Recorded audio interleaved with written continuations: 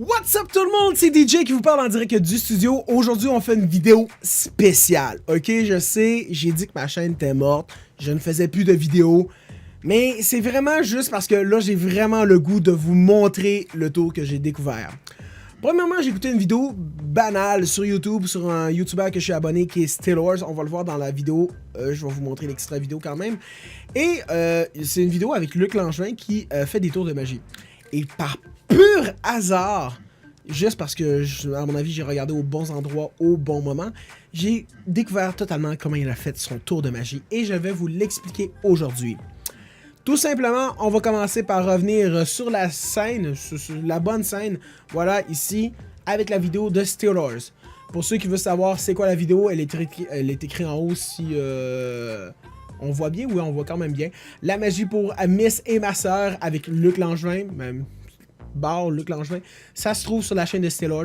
Je vais également la mettre en bas en description parce que c'est une excellente vidéo et j'apprécie Stillors, j'apprécie également Luc Langevin. C'est pas que je suis un grand fan de magie, mais j'aime ça réfléchir à comment les tours sont faites. C'est beaucoup ça.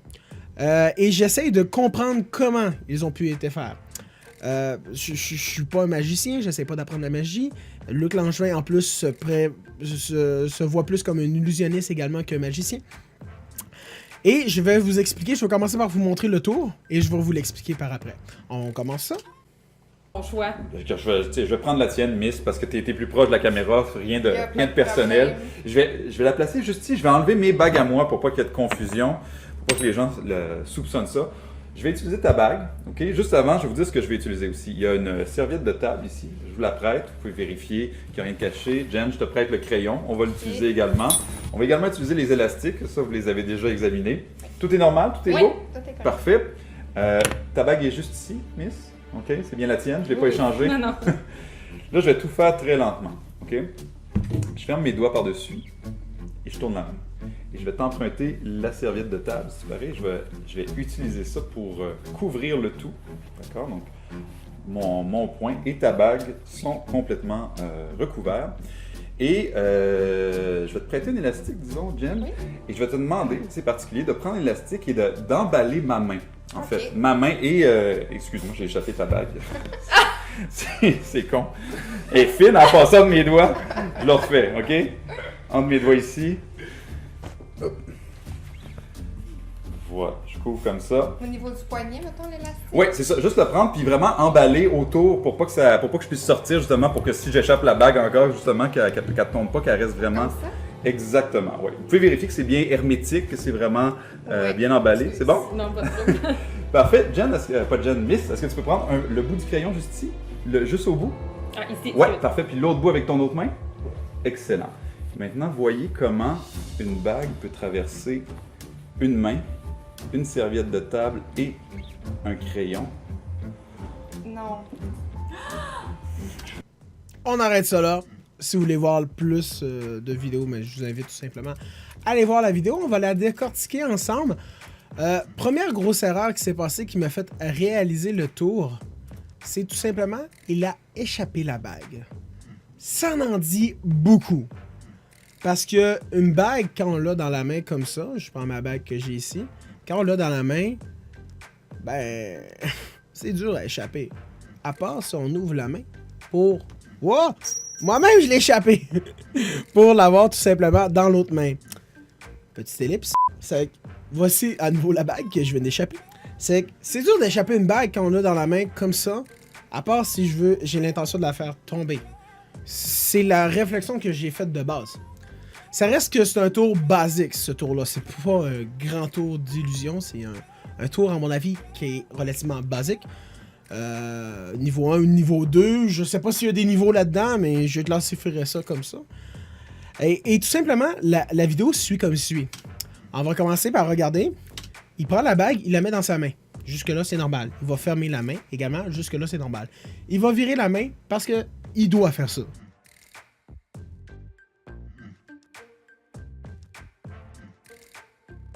Il ferme la main. Il vire sa main. Et il va demander à Miss, tout simplement, de prendre la serviette, le drap, de venir la recouvrir par-dessus sa main. En même temps, il va faire le geste, tout simplement, de venir mettre l'élastique. Ça le dit, on dit pas mettre un élastique comme ça, mais on dit mettre un élastique par-dessus. C'est qu'il va faire le geste et il va partir du haut et se rendre vers le bas. Et en rendu en bas, tout simplement, il va lâcher la bague dans son autre main pour la rattraper. Basiquement, sauf là, le tour à chier à ce moment-là et la bague retombe plus vers lui. On va observer ça.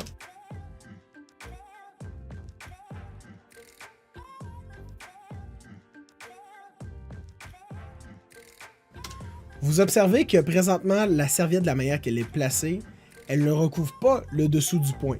Elle recouvre vraiment juste les côtés et le dessus.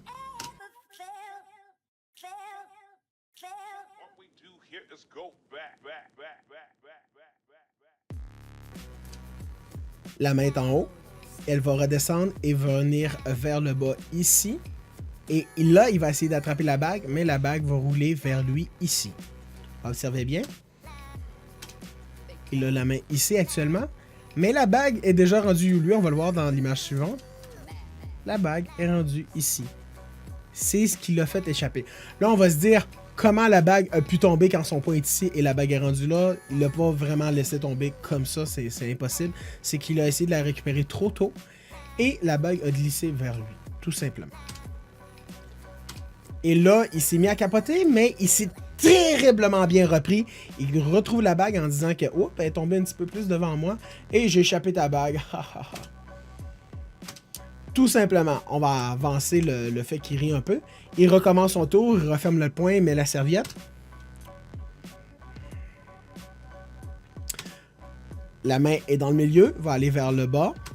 Et on ne voit pas! Mais allez sur la vidéo, vous allez voir sur la deuxième caméra que je cache avec ma tête. Vous voyez clairement que la main est rendue en dessous du bras. Et la main, tu sais, le geste est ouvert. Il y a juste besoin de faire tout simplement et récupérer la bague.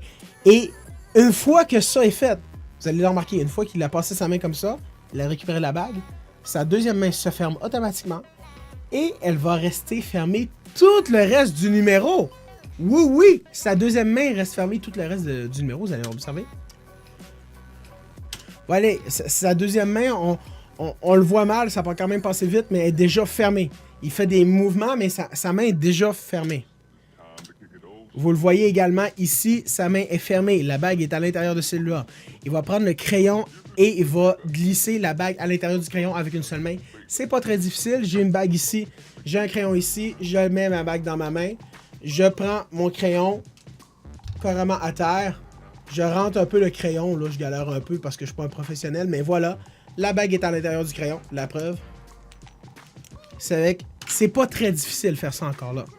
C'est juste la pratique qu'il faut faire. Mais tu sais, il porte encore l'attention sur la bague est encore dans ma première main. Tout simplement. C'est plus vrai. La bague est rendue dans sa deuxième main.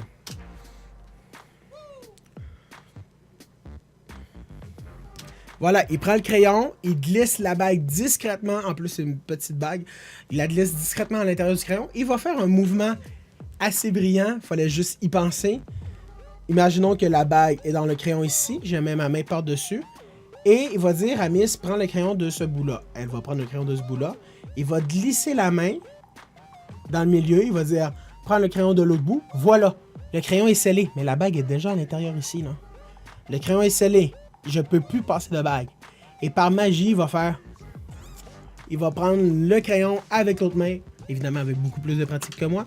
Et la bague va être sur le crayon, évidemment.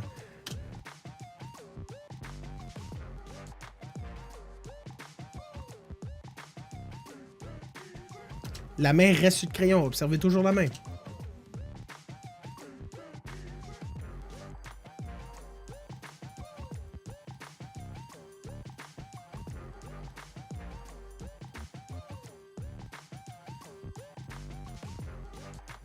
Magie!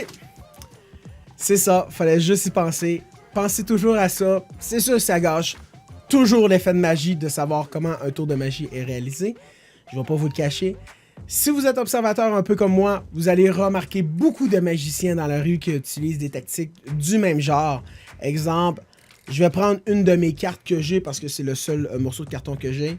Mais tout simplement, le tour de magie que, regarde, j'ai une carte ici entre les mains et je la brasse rapidement. Et c'est tout simplement de glisser le carton de l'autre côté, l'attraper avec ses deux doigts. C'est sûr, c'est préférable d'avoir une carte à jouer parce qu'une carte d'affaires, ça fait un peu mal. Et tout simplement d'imiter la position la plus naturelle de la main en ne voyant plus la carte. Mais c'est juste un tour de passe-passe. C'est que c'est plein de trucs de magie comme ça qui me fascinent de découvrir un petit peu comment c'est fait. Hélas, si vous voulez voir la vidéo entière, je vous invite, comme je l'ai dit, à aller voir la vidéo de Steelers. C'est une très bonne vidéo. Si Steelers, par hasard, tu regardes cette vidéo, continue ce genre de vidéo. C'est terriblement apprécié.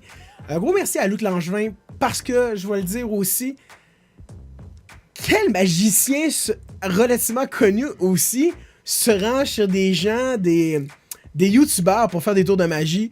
Sorry, mais ça m'impressionne totalement. Le mec est assez généreux pour donner de son temps, un après-midi de temps, ou bref, pour aller voir du monde, vraiment un tout petit public, et faire des tours de magie comme ça. C'est terriblement apprécié, ça me surprend. Belle initiative, sincèrement. Félicitations, très bonne vidéo à tous. Évidemment, je vais retrouver mes mots. Si vous avez apprécié mon contenu, si vous avez apprécié ce genre de vidéo-là, je vous invite à le manifester en mettant des pouces et des commentaires. On ne sait jamais, je vais peut-être reprendre ma chaîne YouTube. Je dis bien peut-être. Faut vraiment manifestez-vous parce que sinon, j'ai pas vraiment l'intérêt. Déjà, on n'est pas rémunéré pour faire ça, les petits youtubeurs de mon gabarit. J'aime ça avoir l'intérêt. Là, j'avais vraiment le goût de vous partager un truc que j'ai totalement découvert par hasard. Et je le fais sous forme de vidéo comme ça. Mais si vous appréciez pas, tout simplement, si le public n'est pas au rendez-vous, comme on dit, il n'y a pas de spectacle. Alors moi, je vous dis ciao, au revoir à la prochaine. N'oubliez pas de vous abonner si vous avez apprécié. Au revoir.